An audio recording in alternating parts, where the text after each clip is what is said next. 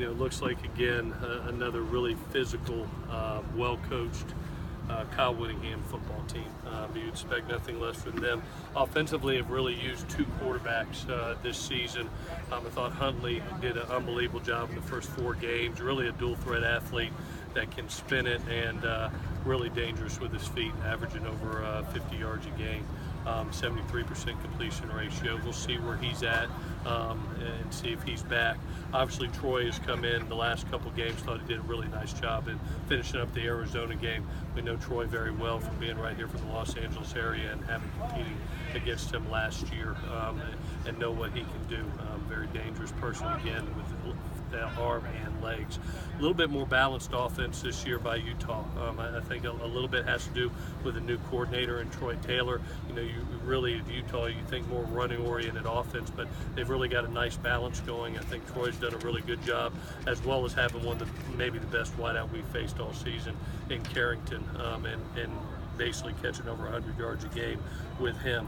Defensively, by far the largest front that we'll face, depending on where their health is on their defensive ends. They lost a couple and basically took defensive tackles and basically went straight across in a 4-down scheme. Every man is over 300 pounds. Some of them are 320, 330. So by far the biggest front that we'll face. And as a tandem, the best 2 linebackers.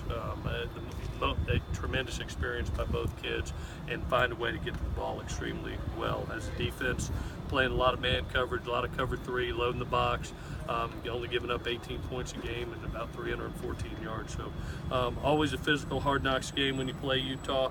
You got 2 teams that are sitting at the top of the Pac-12 South. Going to be a heck of a ball game. Looking forward to it. Injury-wise, Porter Gustin is still out with toe and bicep. Jordan Iosef is still going through concussion protocol. Chuma Edoga is working through the ankle injury. We'll work him a little bit tomorrow and see where he's at.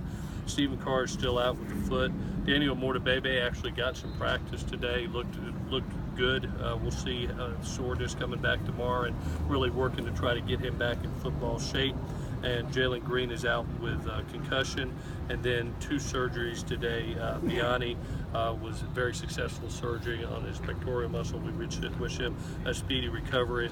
And unfortunately, Marlon Tuipulotu had to have season-ending back surgery today, so he will be out for the rest of the season. He was 4 games or under, so he can't get his redshirt year back. With that, I'll take any questions that you have. With Marlon, is that a long-term concern? No, I think it's something that they've got fixed. It looks like it was from maybe a previous injury at an early age. He's been fighting through it since he's been here, and just at this point in time, our doctors said, you know what, let's take a look at it and go there, and there was something that they needed to get fixed. So for the big picture, it's very, very positive for him. It was actually better than they thought, and the future is bright for the kid. When did it flare up here? It started actually in spring. Just with trying to get some core strength and having, just back pain. And then as we went through the season, he just experienced more and more and got to the point where, they diagnosed MRIs and said, Coach, we need to go ahead and fix this. What was the injury? What specifically, what was it? I'm not a doctor. It's just a lower back injury that they had to go in and fix. Coach, you mentioned the Pac-12 South implications behind this one. How much do you have to tell the guys the importance of this game, or the leaders in the team really taking charge in that regard? Yeah, no question. Everybody knows where we sit, and we know that these are between ourselves and Utah. We always seem to be up at the top and always battling for first place. And Utah's done a great job under Kyle for several years now, and it's become one of those games that Utah has, I think, been in the league 8 years now, but this has really become a nice rivalry football game in the South also. It reminds me of a Stanford ball game, just the physicality of it when you play their team. And with this defensive front, it will be a very physical game. You guys are giving Rojo a bit of a lighter load the last couple weeks coming back from injury. Could he take on like a full load in this game? He fought through an ankle last game. He was very consistent, like I said, during the game, averaging 6.6 a carry. But we got what we could out of him. We rested him on Monday. He got work today, limited, and hopefully through the rest of the week, try to get him to the game and feel hopefully better than even last week. Sam is 14-2. This is one of the two. Mm-hmm.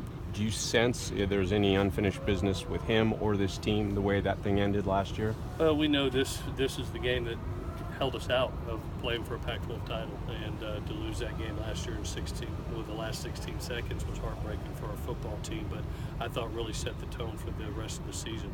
And it was Sam's first game, his first loss, and how he came back from that I thought was very impressive. It's a game that is imperative for our future as far as the Pac-12.